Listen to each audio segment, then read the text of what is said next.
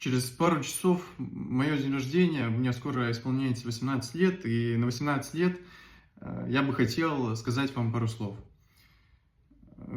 Я всегда, так скажем, преподношу своим знакомым, друзьям одну мысль.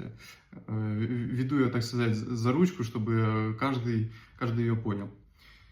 Я искренне считаю, что у каждого может получиться. И всегда всем говорю просто пробовать, делать, еще раз делать.